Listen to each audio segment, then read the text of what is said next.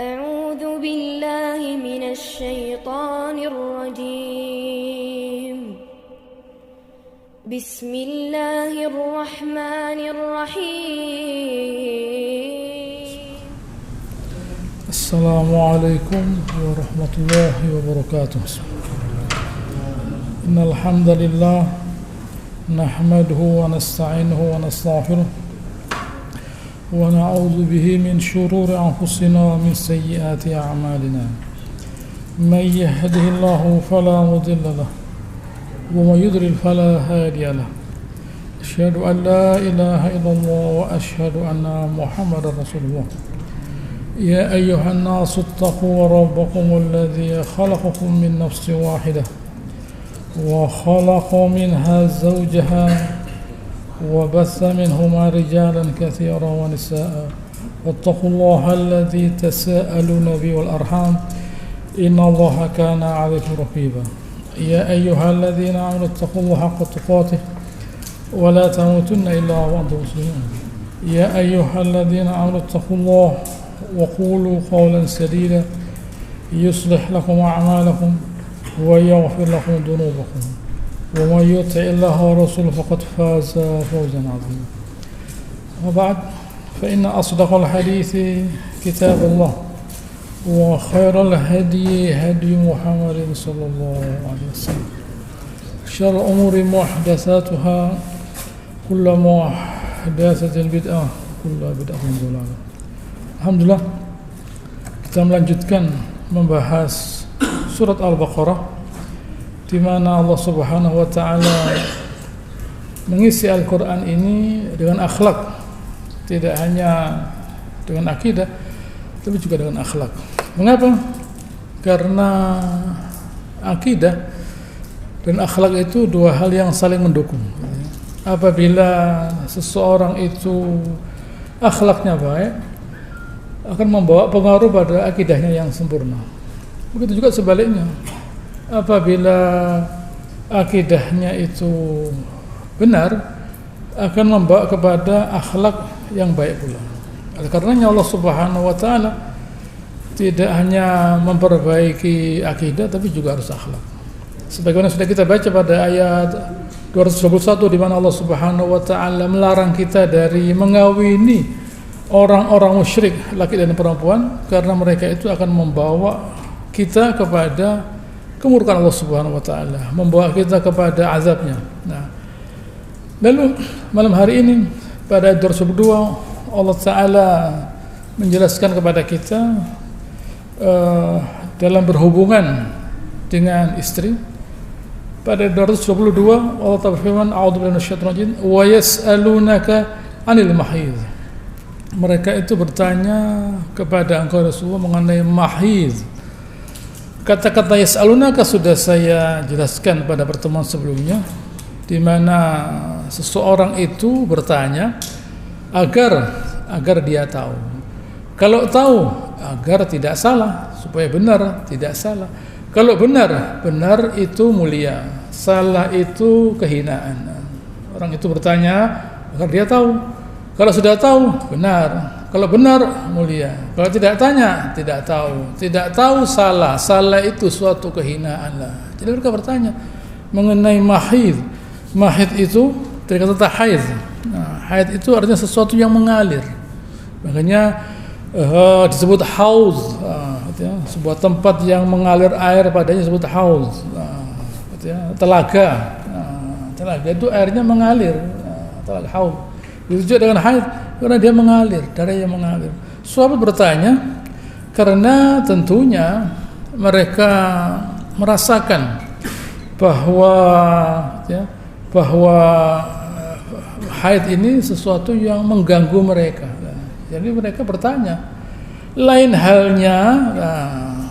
halnya dengan orang-orang Yahudi, di mana Imam Bukhari riwayatkan dari Anas bin Malik bahwa Yahudi itu dulu kalau istrinya itu haid, mereka itu tidak mau makan bareng, tidak mau berhubungan, dan bahkan mereka itu diusir, dikeluarkan dari rumah mereka.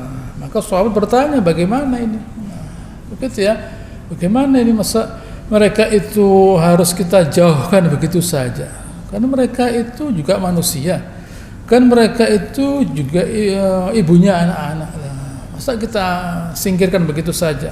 Tidak boleh makan bareng, tidak berkumpul. Nanti anaknya mikir kenapa ini ibu saya kok disingkirkan begitu saja? Ada masalah apa ini? Allah berkata, kul huwa adzan, memang itu gangguan. Mahid itu gangguan, mahid itu gangguan. Darah itu dari mana? Darah itu sesuatu yang memang Allah Ta'ala jadikan begitu. Untuk apa? Darah itu berguna kalau ada seorang perempuan itu dibuai oleh seorang pria, kalau jadi dia butuh pertumbuhan untuk menjadi embrio. Tidak hanya alaqah, setelah alaqah menjadi embrio besar. Embrio itu alaqah kecil, embrio besar lah. Embrio untuk menjadi embrio ini perlu darah. Kalau tidak ada darah dia tidak jadi apa-apa. Kalau tidak ada darah tidak jadi apa-apa. Begitu saja, lepas. Tapi dengan ada suplai darah jadi embrio, jadi janin, jadi anak dia, jadi manusia.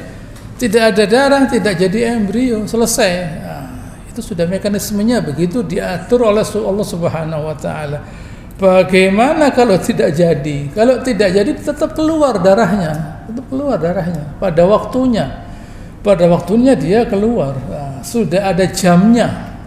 Sudah ada tanggalannya. Kok tahu dari mana tanggalannya itu? Ya sudah ada tanggalannya. Ya Allah Taala yang membuat bahwa seorang perempuan itu dia pada usia sekian tubuhnya itu siap untuk dibuai, keluar darah tadi. Sampai pada usia sekian tubuhnya sudah tidak lagi siap untuk dibuahi. Selesai. Ada waktunya. Bukan lalu sejak lahir masih kecil bisa dibuai, tidak bisa. Atau sudah umur sekian, sudah umur yang tertentu, sudah tidak mampu lagi tubuhnya, harus hamil, bayangkan. Kan kasihan. Misalnya ada seorang perempuan, misalnya Allah Ta'ala tidak membuat pembatasan waktu. Ada orang yang sudah usianya lanjut misalnya, masih ada pembuahan, memberatkan itu, menyiksa. Orang laki tidak, orang perempuan menyiksa, tersiksa dia. Jadi Allah Ta'ala dibatasi. Pada umur sekian mulai keluar darahnya bisa dibuai. Pada umur sekian berhenti sudah. Sudah tidak ada lagi proses pembuahan supaya dia beristirahat. Tidak ada lagi kegiatan di tubuhnya, dalam tubuhnya, di luar tubuhnya iya, dalam tubuhnya tidak boleh ada. Allah Ta'ala katakan yaitu gangguan memang. Orang tidak bisa berhubungan dengan istrinya itu gangguan. Fa'tazilun nisaa fil mahid. Kalian jauhi gitu ya, orang perempuan itu fil mahid. Bukan fa'taziluhunna, tidak.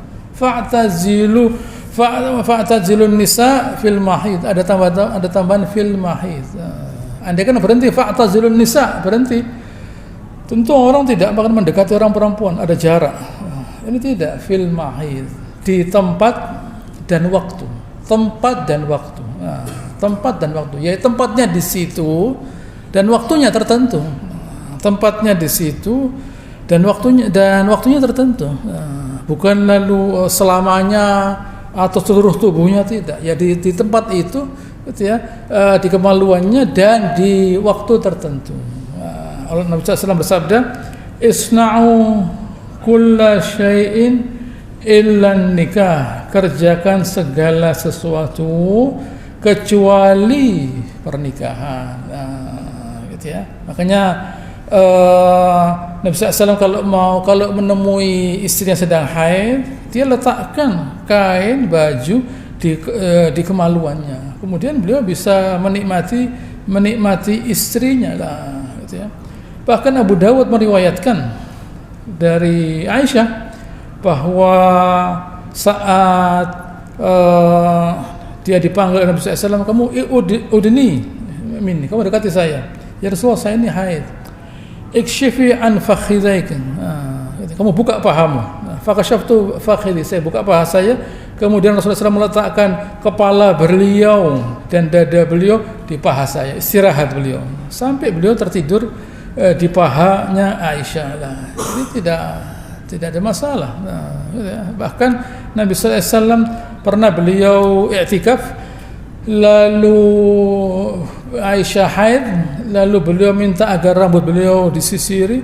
Aisyah berkata, saya itu haidmu itu bukan di tanganmu, artinya tidak najis, tidak ada masalah lah. Lalu Aisyah menyisir rambutnya Rasulullah SAW. Wala taqrabuhunna hatta yatuhurna, jangan kalian itu mendekati, gitu ya, mendekati mereka dalam arti berhubungan, gitu ya, sampai mereka itu bersih, mandi, begitu ya, sampai mereka itu mandi bersih dari haid, begitu ya. Hatta yadhurna fa idza tatahharna fa'tuhunna min haitsu amarakumullah. Kalau sudah bersih, silahkan kalian itu gitu ya, mendekati mereka sebagaimana yang Allah Subhanahu wa taala perintahkan kepada kalian. Min haitsu amarakumullah, dari arah yang Allah Subhanahu wa taala perintahkan. Gitu ya. Bukan di duburnya, tidak boleh. Gitu ya. Tidak boleh seseorang itu melakukan hubungan di duburnya. Gitu ya.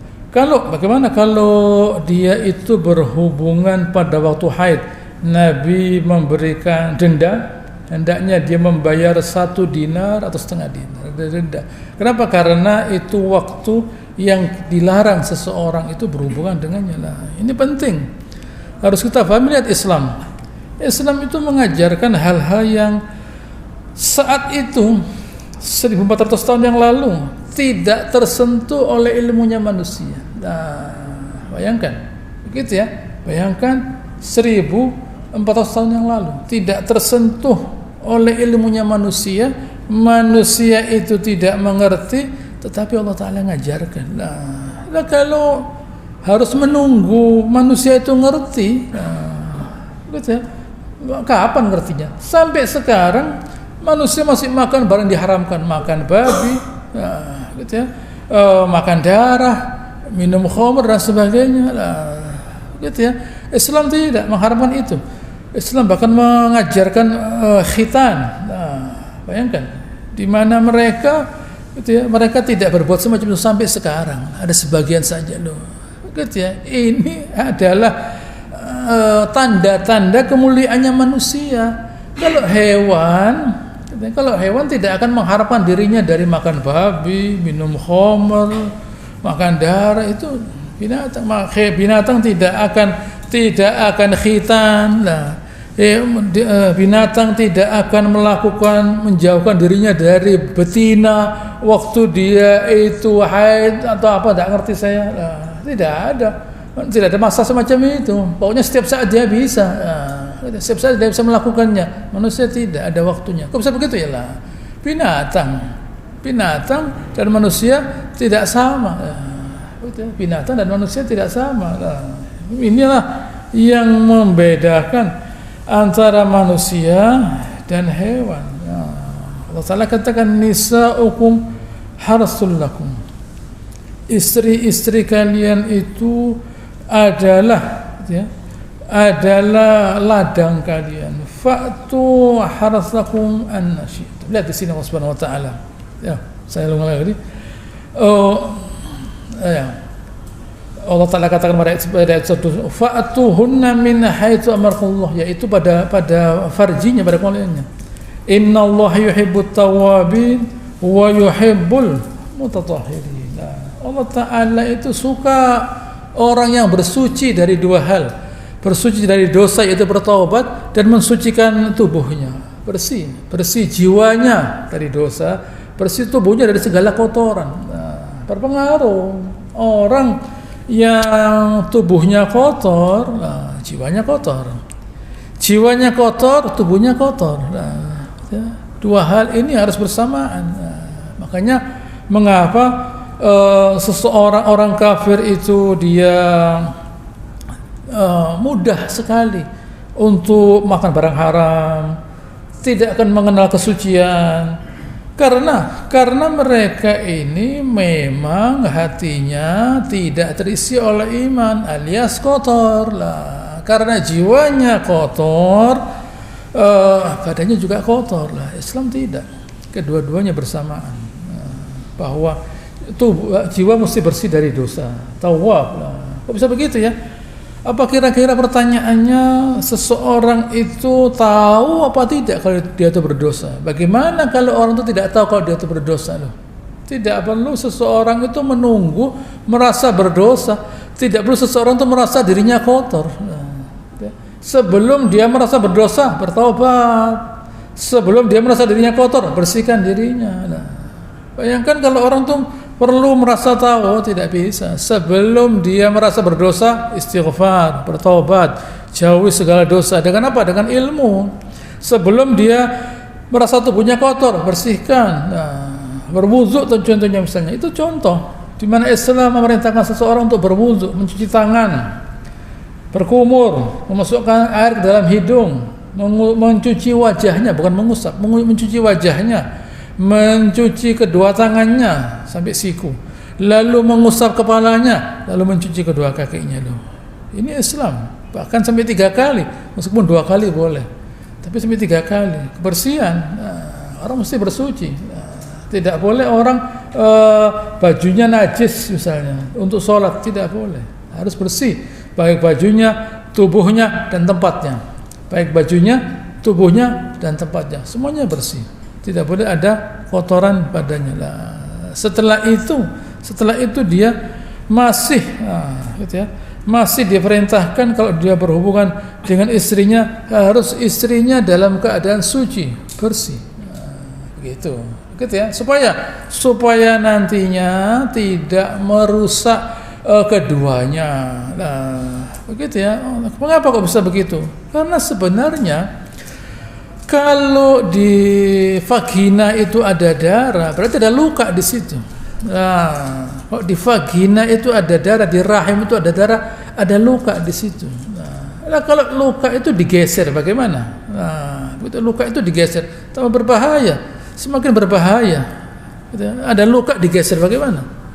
Gitu ya. Kita ada luka itu. Oh, kalau kulit luar di sini tidak seberapa, sarafnya tidak banyak. Tapi kalau vagina, rahim ada banyak sarafnya di situ. Nah, gitu ya. Lalu kemudian digeser, bagaimana? Nah, terjadi luka di situ, berbahaya. Nah, begitu ya, berbahaya. Ini yang tidak kita fahami. Nah, kapan fahamnya? Ya baru-baru saja. Ilmu pengetahuan baru kenal sekarang. Islam tidak menunggu orang itu mau tahu. Sebelum orang itu tahu, oleh Islam diberitahu begini loh, tidak boleh kalian itu mendekati istri kalian dalam keadaan mereka itu tidak siap lah. Begitu ya, dalam keadaan mereka itu tidak siap. Begitu, baik. Adapun waktunya gitu ya, maksimal dia mengatakan 15 hari dan sebagainya, silahkan gitu ya. Kalau bagaimana sekarang kalau lebih dari yang biasanya? Nah, kalau lebih dari yang biasanya ya orang perempuan itu tahu ya, tahu waktu yang dia gitu ya, biasanya haid. Oh, saya itu biasanya sekian hari. Lebih dari itu tidak dianggap. Nah, lebih dari itu tidak dianggap, selesai. Nah, begitu ya, dia lebih dari itu tidak dianggap. Silahkan dia melakukan apa saja. Nah, lebih dari itu tidak dianggap. Silahkan dia melakukan apa saja. Nah, begitu ya, karena ini irkun kata Nabi SAW, itu darah kotor, gitu ya, bukan darah haid yang bersih, tidak, itu darah kotor, gitu ya, darah yang terjadi karena ada kerusakan di dalamnya, tidak dianggap. Tetap berpuasa, tetap sholat, gitu ya. Lalu dia menghitung, oh sekarang ini saya tanggalnya haid lah, begitu. Jadi orang harus tahu tanggalnya. Oh sekarang ini saya masuk waktunya haid lah, jangan sholat, jangan puasa, sampai kira-kira biasanya berapa? 7 hari. Setelah itu silakan dilanjutkan. Apa itu sholatnya, puasanya dan lain sebagainya. Begitu. Jadi inilah namanya istihadhah. Haid yang berkepanjangan, yang berkelanjutan.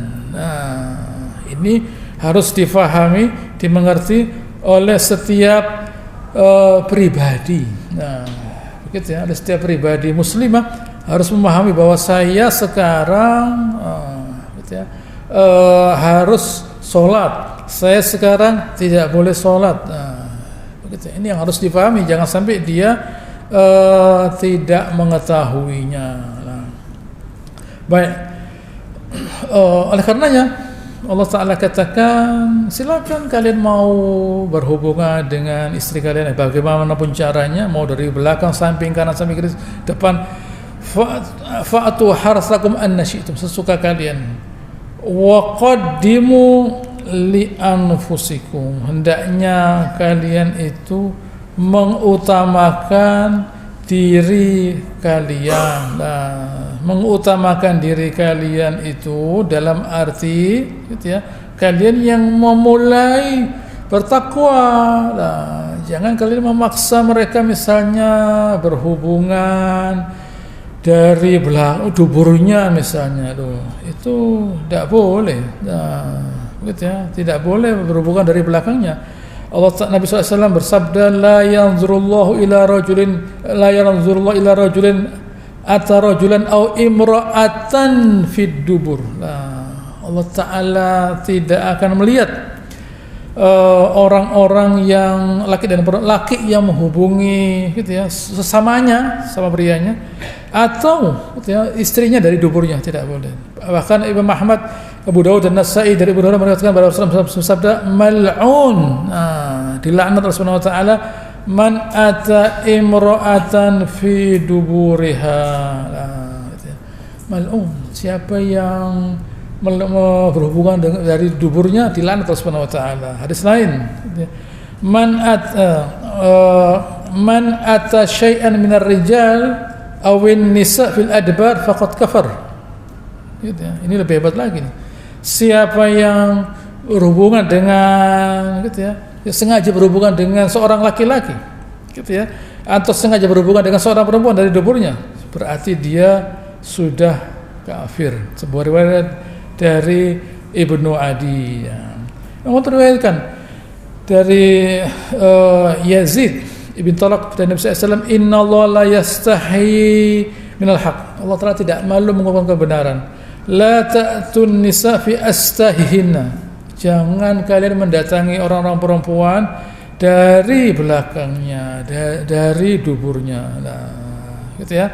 Bahkan Islam mengatakan tilka al-waitiyah as-sughra, itu perbuatannya kaumnya Nabi Lut. Nah, gitu ya. Jangan kalian berbuat begitu kepada istri-istri kalian. Lihat di sini bagaimana Islam itu memperbaiki akhlak. Nah, bayangkan sampai hal-hal yang paling mendasar yang dimana seseorang itu melakukan itu tidak akan dikerjakan di depan orang banyak, tapi Allah Ta'ala mengatakan, menjelaskan, jangan kalian berbuat begitu. Nah, meskipun kalian tidak ada yang melihat, jelas tidak ada yang melihat, tetapi perbuatan itu akan merusak jiwa. Merusak jiwa, keluar dari nilai-nilai kemanusiaan. Keluar dari nilai-nilai kemanusiaan. Begitu, tidak boleh ya. Inilah yang indah. Waqaddimu li anfusikum, hendaknya kalian mengutamakan diri kalian, di mana apabila seseorang itu akan berhubungan, hendaknya dia membaca doa. Nah, ini ada yang berkata begitu. Dan hadis lain mengatakan yang penting, pendapat ulama lain mengatakan yang penting hendaknya kalian yang memulai di dalam berbuat baik. Nah, begitu ya, di dalam bertakwa, di dalam taat kepada Allah Subhanahu wa taala. Jangan sampai kalian itu sudah diingatkan lalu kemudian kalian masih tetap melakukan perbuatan semacam itu. Wattaqullah, hendaknya kalian itu bertakwa kepada Allah Subhanahu wa taala. Innallaha ya. Wattaqullah innallaha ya. Di sini ada sebuah doa dari Bukhari, bahkan ini dari Ibnu Abbas dari Rasulullah SAW, lau anna ahadakum, kalau sekiranya salah seorang dari kalian itu iza arada ayyati ahlah, kalau mau menghubungi istrinya dan dia berkata bismillah, dengan nama Allah Subhanahu wa taala, Allahumma jannibna syaitan wa janibis syaitana ma razaqtana, ya Allah tolong jauhkan saya dari syaitan dan jauhkan syaitan dari saya kalau Engkau memberi rezeki saya lah. Ya di sini sejak awal sudah dia berharap jangan sampai syaitan itu jangan sampai syaitan itu mendekati dirinya lah. Bisa. Kenapa? Karena syaitan itu mengalir di pembuluh darah. Syaitan berusaha jangan sampai anak yang terjadi ini menjadi seorang anak yang soleh. Kata Rasulullah SAW, fa innahu yuqaddar bainahuma walad fi dzalik, kalau Allah Ta'ala menetapkan dia punya anak, lam yazurrahu syai' abada, syaitan tidak akan membahayakan selamanya. Jadi orang itu sebelum berhubungan sudah berdoa, bukan nanti. Kalau sudah dewasa, tolong doakan anak saya loh. Sejak awal sudah berdoa, sejak awal sudah mengharap, memohon kepada Allah Ta'ala agar diberi anak yang soleh. Begitu, bukan ya nanti. Tolong doakan ya, sudah jadi, sudah besar loh. Sejak awal sudah berdoa.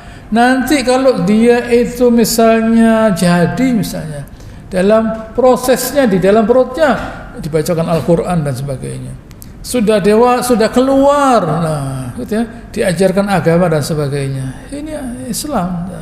Bukan mendidik orang itu sudah umur 20, bukan tidak ada gunanya, sulit. Bukan tidak ada gunanya, ada manfaatnya tapi sulit. Lain halnya kalau sejak awal sudah berdoa, dalam kandungan orang tuanya banyak baca Al-Quran dan sebagainya. Waktu masih kecil diajarkan membaca. Gitu ya. Para ulama itu sebelum mereka itu memahami fikih misalnya, hadis misalnya, Al-Quran dulu. Orang tuanya sudah membaca Al-Quran. Waktu mereka dalam kandungan baca Al-Quran orang tuanya, bukan megang WA begini, bukan. Itu ya, membaca Al-Quran. Waktu mereka keluar sebagai seorang manusia gampang. Menjadi orang baik itu gampang. Begitu ya, menjadi orang lain itu gampang. Sudah diberi makanan yang halal, diberi ucapan yang baik, diberi jiwa yang baik. Kalau seorang ibu itu waktu mengandung anaknya dengki dengan sana sini, benci dengan sana sini, atau bahkan dia tidak ridho mengandung anaknya, bagaimana? Unwanted baby ini. Bayi yang tidak diharap tidak boleh. Ini rezeki dari ini bagaimana ini? Anak saya sudah sekian kok ditambahin lagi. Tidak bisa. Ini rezeki dari Allah Ta'ala. Itu berbahaya, berpengaruh pada anaknya nanti. Begitu ya, tidak boleh diridhoi. Diridhoi harus dia merelakan. Alhamdulillah saya diberi rezeki Subhanahu wa taala, ditambahi anak, artinya saya ditambahi kemuliaan Allah Subhanahu wa taala. Ini harus kita perhatikan lah. Jangan sampai seseorang itu asal-asalan berhubungan, kemudian sudah hamil tidak baca Al-Quran, nanti jadinya yang repot tuh ustadznya nanti. Mendidik itu repot nanti. Yang repot tuh ustadznya nanti. Ngajar harus begini repot. Tapi kalau waktu dia baru mulai awal sudah berdoa, waktu hamil ibunya baca Al-Quran, perasaannya dijaga, waktu keluar diajari Al-Quran, sejak dini diajari Al-Quran lah. Mudah menjadi orang baik itu mudah. Inilah Islam. Inilah yang Islam ajarkan kepada kita. Baik, sekarang itu hal yang sederhana tapi penting kita pahami. Baik, sekarang kita pindah kepada ayat 224. Hendaknya kita menjaga lidah kita. Tadi saya sedikit bicara mengenai lidah. Sekarang kita berpindah kepada menjaga lidah. Apa Kata Allah Subhanahu wa taala ayat 24, wala taj'alullaha 'urdhatan liaimanikum. Janganlah kalian itu menjadikan Allah Subhanahu wa taala itu sebagai penghalang urdhah. Penghalang. Gitu ya. Penghalang gitu ya di dalam liaimanikum, di dalam sumpah-sumpah kalian. Untuk apa? Antabaru wa tattaqu wa tuslihu bainan nas. Jangan menggunakan nama Allah Ta'ala di dalam bersumpah yang sumpahnya itu ternyata isinya apa? Tidak mau berbuat baik, tidak mau bertakwa, tidak mau menciptakan islah bainan nas, perbaikan sama manusia. Loh, ada apa? Kalau Allah Ta'ala dijadikan materai untuk mensahkan perbuatannya, loh, ada apa? Nah, bersumpah itu untuk kebaikan, bukan bersumpah untuk kejelekan. Demi Allah saya tidak akan, gitu ya, saya tidak akan memberi si fulan. Ya, dia sudah menyakiti hati saya tidak akan nyambangi si fulan. Loh, bersumpah untuk kejelekan, tidak boleh. Allah Ta'ala ingatkan, sumpah itu untuk kebaikan.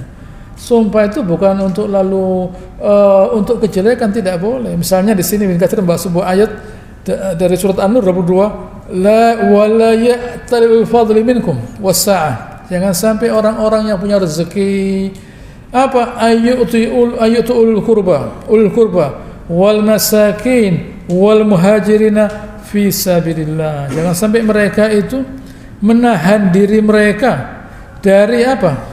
Dari memberi kepada orang-orang keluarga, memberi kepada orang-orang miskin, memberi kepada muhajirin. Nah, saat itu, saat putri beliau Aisyah dituduh oleh Mistah. Nah, Mistah itu adalah keluarga Abu Bakar Siddiq. Dia juga muhajirin, dia juga tidak punya. Nah, ya sudah tidak punya, nah, masih keluarga dan dia berhijrah. Kenapa kok melakukan perbuatan menuduh Aisyah berbuat tidak baik? Nah, kalau begitu mulai sekarang katanya Abu Bakar Siddiq, saya tidak akan bersedekah kepada dia. Dia sudah menuduh anak saya kasih sedekah dia, supaya ya dia tidak punya, saya kasih. Anak saya itu tidak perlu, orang tidak bisa dibaiki. Allah Ta'ala turunkan firman-Nya surat An-Nur, jangan, tidak boleh. Ya, bagaimana? Tetap saja kerjakan. Wal ya'fu wal yasfu, maafkan saja. Ala tuhibbuna yaghfirullahu lakum? Apa kalian tidak mau Allah Ta'ala mengampuni kalian? Tapi enggaknya ya jelas. Orang yang kebaikan itu sebenarnya kalau kita bandingkan antara kebaikan yang kita dapatkan dari orang baik dan orang jahat, lebih baik dari orang jahat. Orang baik itu ya sudah, dia baik, tidak ganggu kita dan sebagainya. Tapi orang jahat, tambah pahala kita. Karena ketemu orang jahat, pahala kita tambah. Nah, misalnya Abu Jahal tidak ada, gitu ya, Fir'aun tidak ada, gitu ya. Coba ingat semua nama-nama orang yang melawan Allah Ta'ala, semuanya baik. Ya, tidak ada reputasinya para nabi itu. Yang ini dinasihati nurut, yang ini nurut, yang ini nurut. Tidak ada ceritanya Quran.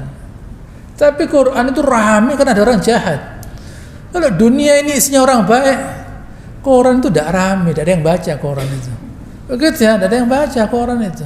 TV tidak ada yang lihat, orangnya baik semua. Tidak ada yang lihat, betul apa? Nah, karena ada orang jahat ramai TV itu. Nah, begitu ya. Misalnya lihat bola misalnya, semuanya diam, bawa tasbih gini. Tidak ramai. Begitu, tidak ramai. Tapi kalau ramai, wah, begitu ya, penontonnya ramai lah, semarak. Kalau stadionnya sepi, tidak ada yang lihat karena pandemi, tidak menarik. Begitu yang lihat ramai banyak, wah, benar-benar semua yang nonton itu ramai. Nah, kalau di dunia ini isinya orang baik semua, tidak ada ceritanya. Surga tidak ada ceritanya, sudah itu, ada kenikmatan di sini sudah. Waktunya orang menikmati memang. Tidak perlu orang menambah ketakwaannya, apa yang mau ditambah, ibadahnya apa yang mau ditambah. Tapi di dunia bukan soal ibadah saja, Kita bukan soal ibadah saja. Ibadah itu mendekatkan diri kita kepada Allah Subhanahu wa taala, mendekatkan. Perhatikan kata-kata saya, mendekatkan. Tetapi bersabar meningkatkan. Ibadah mau zikir satu hari tidak ada apa-apa, mendekatkan diri pada Allah taala. Kesabaran meningkatkan. Begitu ya, kesabaran itu meningkatkan. Kalau ibadah mendekatkan. Ibadah itu mendekatkan. Saya banyak berzikir, baca Al-Quran, saya merasa hati saya tenang. Tapi kalau ada orang yang berkata tidak enak, mulai panas dada saya. Padahal tadi sudah saya diinginkan dengan zikir, dengan baca Al-Quran, gitu ya. Tapi ada orang yang menghina saya dan sebagainya. Hati saya panas. Nabi itu SAW, apa reputasinya Nabi itu? Karena beliau memaafkan orang. Bayangkan Nabi SAW itu waktu beliau di Mekah misalnya, waktu beliau berdakwah misalnya, beliau ngeladeni orang-orang yang mengganggu beliau, tidak dakwah beliau. Begitu beliau berdakwah, ada yang menghina, tempeling. Gitu ya, ada diantem loh, gitu ya. Nabinya punya sabuk hitam 5 mungkin. Sana dibanting, sana dipukul, gitu ya. Sana dipedang, ada dakwah, ada yang tertarik. Agama yang salah ini, yang ngajak dakwah begini. Katanya dakwah begini. Tapi kalau katanya ud'u ila sabili rabbika bil hikmati wal mau'izatil hasanah, ajaklah kepada Allah taala, gitu ya. Katanya bil hikmah wal mau'izatil hasanah, bil hikmah dengan logis dan mau'izahnya nasihat yang enak. Katanya wajadil billati ahsan, kalau perlu berdebat ya dengan cara yang baik. Begitu. Itu ajaran Islam, gitu ya. Adapun orang itu menghina, marah-marah, mencaci maki kita, ya biasa. Ya sudah begitu, tantangan itulah. Baik yang diajak itu orang kafir maupun orang beriman, tidak harus orang kafir, orang beriman pun kalau kita ajak tidak harus serta-merta oh ya terima kasih ya, tidak loh. Anda kok berani nasihati saya lah. Begitu ya, Anda tahu apa? Anda kapan belajar agama lah? Saya pakai serban loh ya. Anda masih pakai kopiah loh. Pakai serban punya ilmu enak lah. Tidak usah beli kitab, serban saja lah. Begitu ya. Jangan orang jual kitab itu gampang. Baca kitab lumayan berat. Nah, yang repot menjalankan isi kitab. Nah, kalau jual kitab, beli kitab, jual kitab gampang, beli kitab agak mahal kitab itu. Bacanya sulit. Yang belum tentu pasti mengerjakan isi kitab. Nah, kitabnya banyak, gitu ya. Apa lalu itu menunjukkan bahwa dia, gitu ya, bisa melaksanakan isinya? Tidak. Agama ini indah, harus menjadikan orang yang, perhatikan di sini, orang yang memiliki agama itu akhlaknya baik. Kok bisa begitu ya? Memang karena agama ini menjadikan seseorang itu menjadi mulia. Oh begitu, iya. Nah, oleh karenanya seseorang itu, kata Nabi SAW ini ya, annasu ma'adin khiyarun fil jahiliyah khiyarun fil Islam. Manusia itu barang tambang. Dulu sekarang baik, yang pada zaman jahiliyah baik, sekarang Islam juga baik. Yang sekarang Islam dia baik, dulu sudah baik. Islam itu tidak harus membuat orang jadi baik. Orang yang sudah baik kok. Islam itu mengarahkan. Bisa tidak kita mengarahkan becak ke Mekah? Tidak bisa, keberatan becaknya. Nah, pesawat dibawa ke Mekah, Pak jangan ke Paris, ke Mekah. Bisa. Orang baik itu diarahkan. Waktu jahiliyah dia tidak ngerti apa-apa, salah perbuatannya. Waktu Islam datang diarahkan ke arah yang baik, tapi orangnya sudah punya kemuliaan. Kalau orangnya tidak mulia, jangan kita menghabiskan tenaga memperbaiki orang ini, tidak bisa. Mulia dulu baru Islamnya cocok lah. Kita paksa orang yang tidak mulia, kita paksa jangan Islam. Anda harus begini, tidak bisa. Tidak semua orang bisa mulia dengan Islam, tidak bisa. Begitu ya, iya memang. Karena dia jiwanya tidak siap. Kalau jiwanya siap dengan kemuliaan, cocok Islamnya. Makanya sudah saya jelaskan kenapa di Al-Quran ada yas'alunaka. Mereka bertanya karena mereka kepingin tahu. Kalau sudah tahu benar, kalau benar mulia. Begitu ya. Jadi kalau seseorang itu Allah Subhanahu wa taala mau dimuliakan, dia didekatkan dengan kitabullah supaya tahu, supaya dia jadi mulia. Lah, begitu. Kalau tidak mau Al-Qur'an, ya memang dia tidak mau tahu. Kenapa? Karena dia tidak merasa bahwa Al-Qur'an ini memuliakan dirinya. Dia tidak merasa begitu. Jadi dia tidak perlu memahami isinya. Nah, begitu. Tapi dia hafal Quran, oh silahkan. Baca Al-Quran itu alhamdulillah gampang, menghafalkan juga gampang. Yang sulit memahami dan melaksanakan isinya itu berat. Mesti belajar bahasa Arab, lama bacanya lah, begitu ya. Lalu mengerjakan isinya. Kalau baca alhamdulillah gampang, menghafalkannya juga gampang. Yang sulit adalah melaksanakan isinya Al-Quran. Orang itu tidak mengukur dari hafalan Quran kita, tidak. Hasilnya dari hafal Quran itu apalah? Nah, kalau menghina sana sini dan sebagainya, itu bukan hasil dari Al-Quran, gitu ya. Jadi jangan sampai kita mengukur ada orang, oh ini ada orang begitu ya, hafal Quran dan sebagainya, alhamdulillah bagus, gitu ya. Tetapi itu tidak menjamin hasilnya bagaimana, gitu ya. Hasilnya bagaimana? Oleh karenanya kalau kita itu tidak sengaja, misalnya tidak sengaja bersumpah, Nabi SAW memberikan jalan keluar. Beliau bersabda, sebuah riwayat dari Muslim dari Abu Hurairah, bahwa Rasulullah bersabda, man halafa ala yamin, siapa yang bersumpah fara'a ghairaha khairan minha, dia melihat bahwa ada yang lain yang lebih baik, fal yukafir an yaminih wal yaf'al al-diwa khair, hendaknya dia kafarah, gitu ya, membayar denda dengan berpuasa dan sebagainya, kemudian dia kerjakan apa yang menjadi kebaikan. Nah, jangan sampai sumpah-sumpah itu menghalangi dia dari berbuat baik. Allah Ta'ala nyatakan pada ayat pada ayat 225, la yu'akhidzukumullahu billaghwi fi aimanikum. Allah Ta'ala tidak akan menghukum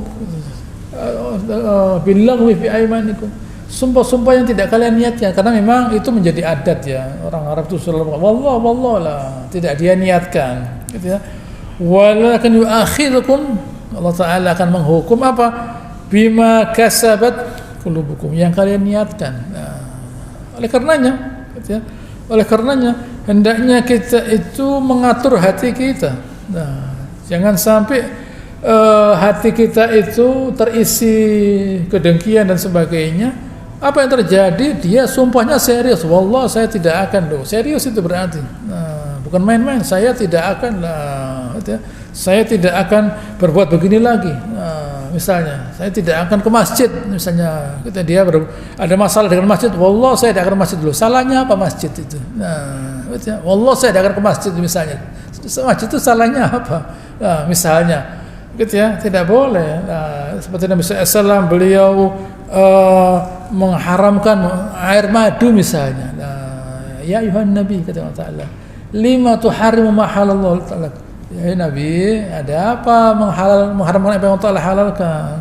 Tabtaghi mardhata azwajik, karena kepingin ridhonya istri-istri kalian. Ini Nabi loh ya, ini Nabi. Karena beliau melihat ini berpotensi ada rame-rame, oh sudah, saya mulai sekarang tidak akan minum madu. Loh ada apa? Nah, begitu ya. Lalu tawonnya bingung nanti. Nah, begitu ya, madunya dibawa kemana ini? Nah, kok Nabi tidak minum madu? Begitu ya, Nabi tidak minum madu lah. Seluruh umat tidak minum madu nanti akhirnya. Nah, repot. Jangan. Nah, ini Nabi. Apalagi kita. Nah, apalagi kita tidak menutup kemungkinan kita marah dengan seseorang, lalu begitu ya, lalu kita bersumpah tidak baik. Saya tidak akan ke masjid. Saya tidak akan bersedekah. Saya tidak akan silaturahmi dengan si fulan keluarga saya.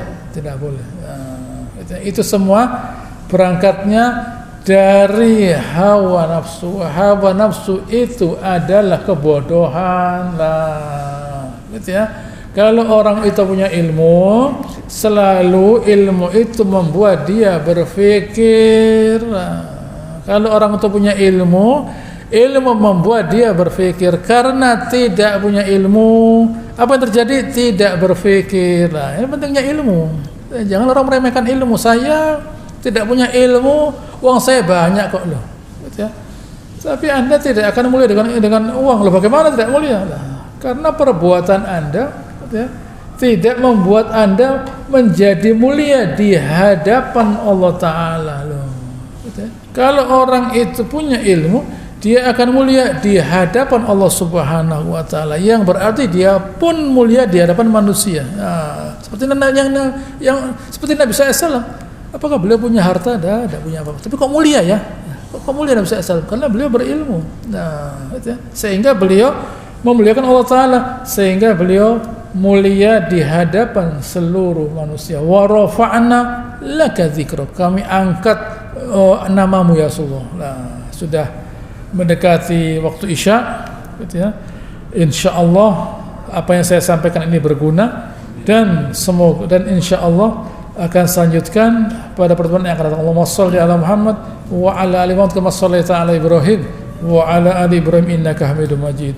Wa barik ala Muhammad wa ala ali Muhammad ala Ibrahim wa ala ali Ibrahim innaka Hamidum. Subhanakallahumma rabbana wa bihamdika nasyhadu an la ilaha illa anta nastaghfiruka wa natubu ilaik. Wa akhiru da'ana alhamdulillah. Assalamualaikum warahmatullahi wabarakatuh.